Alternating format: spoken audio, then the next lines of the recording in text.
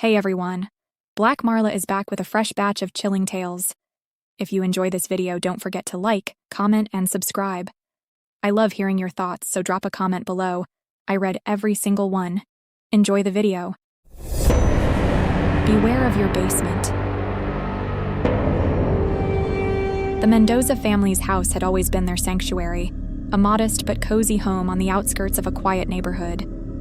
Carlos, a contractor, had spent years renovating it himself, while Elena worked hard to make it warm and inviting for their children, 16-year-old Mateo and 6-year-old Lucy. But what began as a small disturbance would turn their safe haven into a living nightmare. "Dad, there's someone outside." Mateo's voice broke the calm of the living room where the family sat watching TV. Carlos frowned and followed his son to the window. Outside, near the edge of their yard, a figure stood motionless under the faint glow of the street lamp. It was hard to make out any features, but it was clear someone was there. "It's probably just a neighbor passing through," Carlos said, trying to sound confident. Mateo squinted. "They're not moving." By the time Carlos stepped outside to check, the figure was gone. Over the following nights, the figure appeared again, sometimes by the tree in their yard, other times near the back fence. It never moved, never spoke, always watching. Carlos decided to install security cameras, but they failed every time the figure appeared. Footage scrambled, cameras powered off inexplicably, and Carlos's frustration grew. Then Lucy started waking up screaming.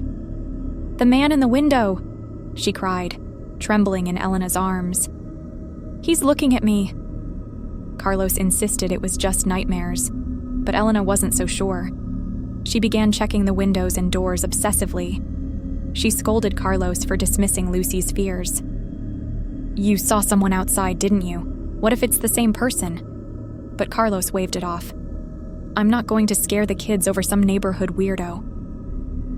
Elena's doubt and fear began to drive a wedge between them. When Elena tried talking to the neighbors, they shrugged her off.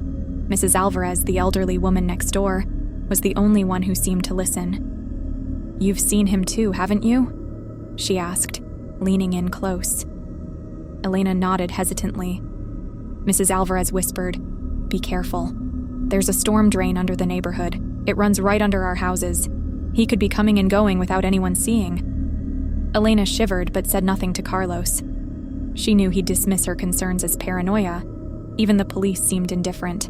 "If there's no crime, there's not much we can do," the officer said, handing Carlos a pamphlet on home security. Carlos felt abandoned. No one believed them. Not really. The family began to unravel.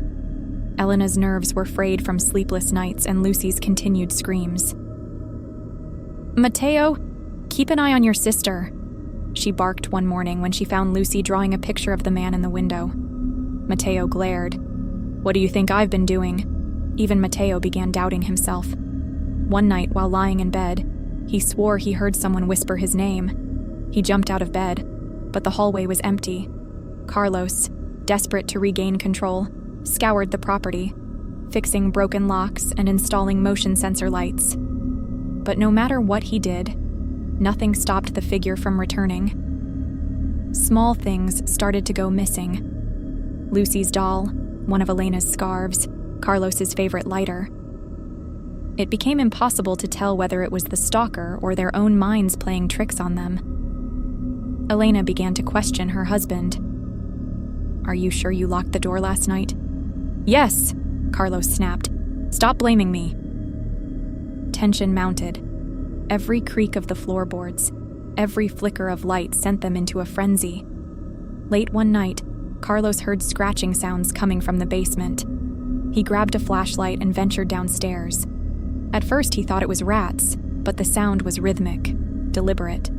Behind a storage shelf, he found a cold draft. He pushed it aside and discovered a narrow, hidden tunnel leading into the darkness. His flashlight illuminated a small space with a tattered blanket, empty food wrappers, and a collection of items that turned his stomach. Lucy's doll, now mangled, Elena's missing scarf, Mateo's baseball cap. Carlos's hands shook as he backed away. his breath coming in shallow gasps. Someone had been living in their basement, watching them, moving through their house unnoticed. When Carlos told Elena what he found, she broke down. "You let this happen. You told me everything was fine." "I didn't let anything happen," Carlos yelled. "What do you want me to do? Move out? Leave everything behind?" "We should," Elena whispered, clutching Lucy. "This isn't safe anymore." But they didn't leave. They didn't know where to go. The next night, Lucy woke them all with a blood-curdling scream. "He's in the house!" Carlos grabbed a bat and rushed upstairs. The others stayed locked in the bedroom, holding their breath. The attic door hung open. Dust motes floated in the beam of his flashlight. Carlos climbed the ladder, his bat gripped tightly. The window was open, curtains fluttering in the cold night air. The stalker was gone. Determined to protect his family, Carlos convinced Mateo to help him search the storm drain system the next morning. Armed with flashlights and a crowbar, they pried open the sealed entrance. Inside, the tunnels were a suffocating maze. The air smelled of mildew and rot. They found crude drawings of their house scratched into the walls, along with a chilling notebook. Lucy's hair smells like strawberries. Elena's laugh is soft. Mateo is scared. Carlos nearly vomited. Suddenly, a sound echoed behind them. The stalker was there. A gaunt figure, pale and hollow-eyed, darted deeper into the tunnels. Carlos and Mateo chased him, their flashlights casting wild shadows on the walls. But the stalker was too fast, too familiar with the maze. He led them into a dead end and collapsed part of the tunnel behind him. By the time they escaped, he was gone. The police searched the storm drains but found nothing. They sealed the entrances and assured the family they were safe. But the Mendozas weren't convinced. Elena refused to go near the basement. Carlos became obsessed with security, spending sleepless nights watching the cameras. Mateo withdrew, haunted by the stalker's notebook. Lucy still drew pictures of the man in the window. One day she told her mother, "He says he'll come back." "Who told you that, Misha?" Elena whispered, her voice trembling. Lucy just smiled and pointed to the drawing pad. The last page showed the pale man, standing in their yard smiling. That night, the cameras recorded static again.